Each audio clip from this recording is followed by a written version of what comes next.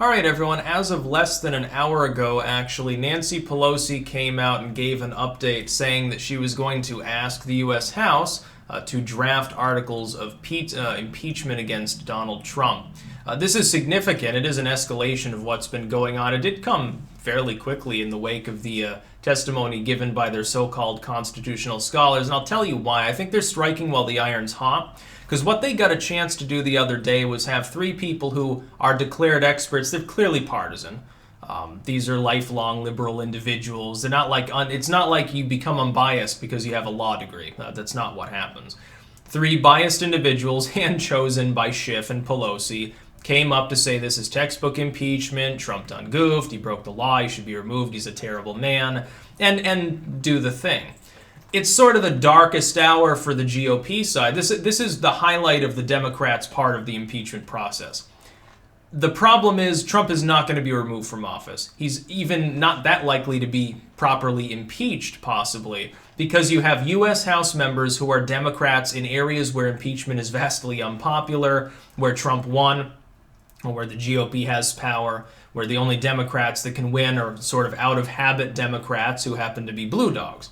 These people may be incentivized to vote against impeachment, and it wouldn't take that many House Democrats defecting to stop it even from advancing beyond that.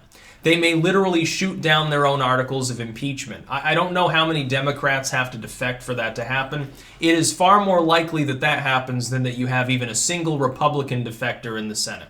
I don't even think Mitt Romney would join them, never Trumper as though he tends to be. Here's the thing. The Democrats got yesterday to put three people on TV in front of the public to smear Trump for hours and hours and hours, limit cross-examination, and say, well, that's it then. These constitutional scholars agree, so we're going to get articles of impeachment. Now, Nancy Pelosi's little speech there was about 7 minutes long. It wasn't that long. It's hilarious. She's stumbling over her words. She's not exactly a great speech giver. She has problems even when she's reading from a teleprompter. She's almost 80, so that tends to happen. She's older. I think she's a year older than Bernie Sanders, actually. Isn't she 79? I could be totally wrong. Maybe she's in her 80s by now. I wouldn't know. She has so much Botox, so many facelifts, so nobody can really tell her age. She 100 and doesn't look a day over 80, or is she 69 and doesn't look a day over 80? Who knows?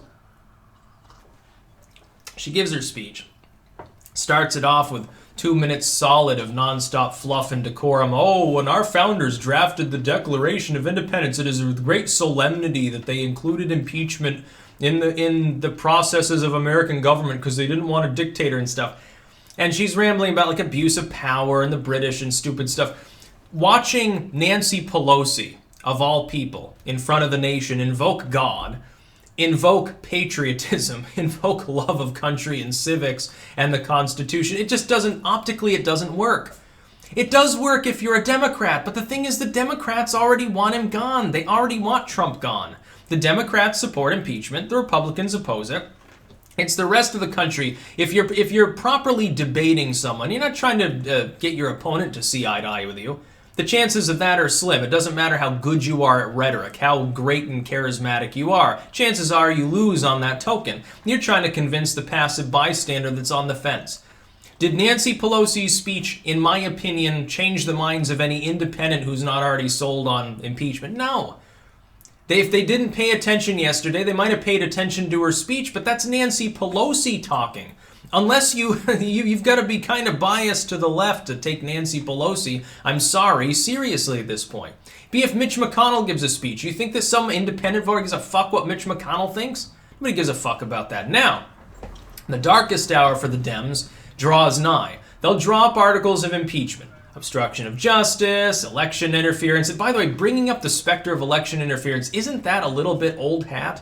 Trump did not interfere with an election. An attempt to have somebody investigated that never even happened. Aid was cleared, money was given to Zelensky, and that sort of goes around the attempted bribery or whatever it supposedly was. It didn't happen. There was no election interference. Democrats, Pelosi and Obama both brought that up during the 2016 election when Trump was the one musing about that shit. So I don't know. Pelosi's optics were off. The Democrats now, what they'll do is they'll draft articles and they'll say, well, he obstructed justice, he tried to rig the election, he tried to bribe a foreign leader, which that foreign leader denies, but, apparently you're able to have a victim without anyone claiming victimization these days. And all of this will be brought up and they'll hold a vote. There's an 80% chance they go through with it. There's a good chance, it's better than 50-50, that they impeach him. Does it matter? No. It doesn't matter if he is impeached by the U.S. House. It's run by Democrats. They might not even succeed at that. Then it goes to the Senate. Mitch McConnell, who is not a never-Trumper, who has shown absolutely no malleability whatsoever in opposing the concept of impeachment, will say this is a partisan bullshit game. I'm going to make it hard on him, but I'm going to drag this process out and I am going to rake the Democrats over the coals like Satan himself playing around in the inferno. What's going to happen is this. He can take the following people off the campaign trail pretty much permanently. Bernie Sanders and Elizabeth Warren. Buttigieg is a former mayor. That doesn't count. Biden's not currently in office, and Bloomberg's an independently wealthy dude. These people will be campaigning. The two mavericks within the party, supposedly, the socialist and the fake socialist, are going to be the ones that suffer. These two are going to lean something heavy on the Democratic Party to speed ahead with the process. I'm sure that right now at Team Elizabeth Warren and Team Bernie Sanders headquarters, there's nothing but ire at the party. Eventually, if he keeps this up long enough, these people will crack and start attacking the Democrats for him and cause a schism within the party. Well, that's great because 40% of Democratic voters want some permutation of one of those two. It's going to be hilarious. Two of the hardened fan bases of the far left, so-called outsiders within the Democratic Party, Mitch McConnell can just jerk a string and pull him by the balls anytime he wants to. Get him in for more testimony, bog him down in procedures for months if he wants to. See how long that goes. And then the Senate finally will vote after dragging every witness over the coals, after procedurally attempting to out the whistleblower, which I guarantee will happen, after cross-examining everyone, after raking their records over the coals, and after taking several of the top candidates in the Dem field off the campaign trail 6 days out of the week for potentially months at a time, Mitch McConnell will finally hold a vote and they'll exonerate him. They'll acquit the president on all charges and say, look, this was a witch hunt. It was bullshit. You can't get over the 2016 election. You're sad about that. You're looking at the losers in your field and expecting to lose again. It's not America's problem. And I think that ultimately at the end of the day, you're going to get a lot more of a floor show of fireworks and grit and insults and crazy shit going on in the Senate proceedings, which are going to be lopsidedly in favor of the GOP and Trump, than you did with the boring shit undershift in the House. It was boring. It was very dry and procedural because the Democrats that are there are neoliberals. With a few exceptions, most of these people are boring as fuck.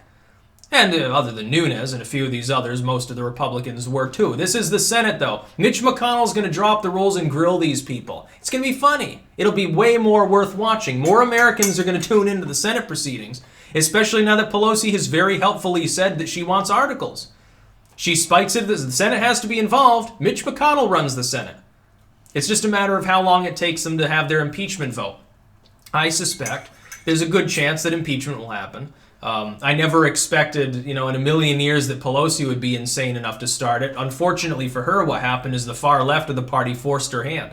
Trump openly proclaimed, hey, have an inquiry, but make it real. Have your hearings. Make it official. Why aren't you making it official, Miss Pelosi? Are you afraid? Forced her hand.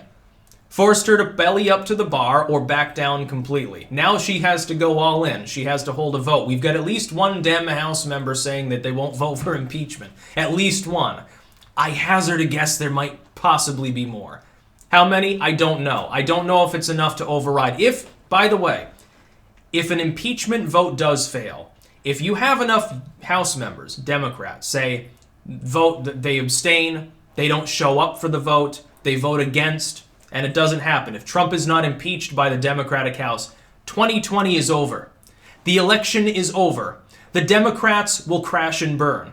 She has to take that gambit because the far left forced her hand. She never intended it to go this far. Pelosi did not intend. You could see it in her eyes when she was announcing things in the first place. She wanted unofficial hearings where the Democrats could get people in, So-called whistleblower, so-called testimony, so-called witnesses. Get them in, leak the juicy parts to the press, which would sensationalize, and that was interesting to people. People's interest in impeachment peaked when they were doing that, because it was it was a summary. It wasn't 100 pages. Dude, the summarized Democratic report that they just released is over 100 pages long. Nobody in the public has the time to read it. They want tidbits. They want something quote-worthy they can put on a tweet. They don't have the attention span for that shit. They want 2 sentences or 2 words. Trump guilty. 2-sentence run-up. Trump obstructed justice. We know this because reliable people said so. That's what they want. Something terse. Something you put in a headline. You can fit it in a headline or at least in a paragraph. And that's stretching it some. Most people don't even read through the first paragraph of a news report. How is this going to stick?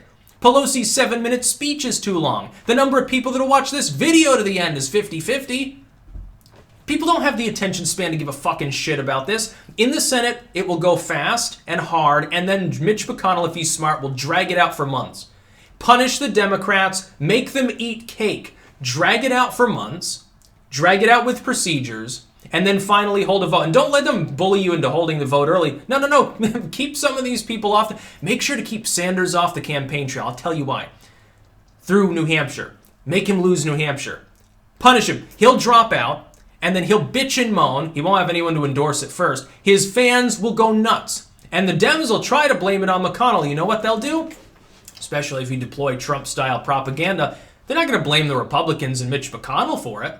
They'll blame the Democrats. You're the ones that held this. Why isn't Trump gone yet? You should have seen this coming. You should have done something else to get rid of him. You should have asked him to resign. They'll attack the Democrats. And ultimately, at the end of the day, they won't be entirely wrong. The Democrats did this. They'll just aim the ire at Pelosi and then Biden and people like that and Hillary Clinton. It'll be funny to watch them bite the hand that tried to save them instead of going after the AOC crowd that forced her to make it official in the first place. Ultimately, Nancy Pelosi would have been just fine if she was able to just hold the unofficial hearings, leak some tidbits, and then leave it at that. Never have official proceedings. No articles of impeachment. No actual attempt to indict. No attempt to remove from office. Nothing official. Just little tidbits. Something pithy that you can hear from the news. For the 2-sentence news cycle, which is what you now fundamentally have. This'll fail. Trump's not going to be removed from office. The best case scenario right now for the Dems is they manage to impeach, maybe even a couple of GOP House members cross the lines, say, oh, well, enough is enough, become never-Trumpers and vote for it. They impeach him, and he doesn't get removed from office, and somehow they successfully cast that as obstruction and run on it.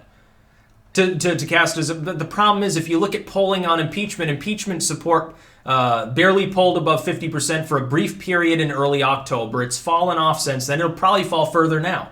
It'll spike a little bit, I think, in the next weeks. Once they hold the vote, though, if they actually impeach him, support for removal from office will actually fall. It'll become hyper-partisan, the independents will pick sides, and the GOP will then have a clear court in the Senate to bog the procedure down for as long as they want, while casting a totally one-sided narrative of events. And they're not going to treat the Democrats with even a slight degree of mercy. You can watch for this. Mitch McConnell will crucify them. And it's going to be funny to watch. And it's what the Dems deserve. You haven't offered us, the independent voters of this country, any form of platform. The only person who has is Bernie Sanders, and he's promising everything and then promising not to pay it with taxes, which is unreasonable. No sane person backs his candidacy. You can think he's consistent. You can think he's honest. You can think he's a nice person. Okay, fine, he's a nice person. He's a consistent lunatic. Who else in the Democratic Party has a platform? Biden's platform is, hey, it'll be Obama again. Okay, and that seems sane by comparison. What are these other people selling? I don't even know what they're preaching anymore. Nobody cares. They just care about the impeachment proceedings and how boring they are. Half the reporting on it is how the public doesn't even pay attention. Most independent voters haven't watched a single second of the proceedings.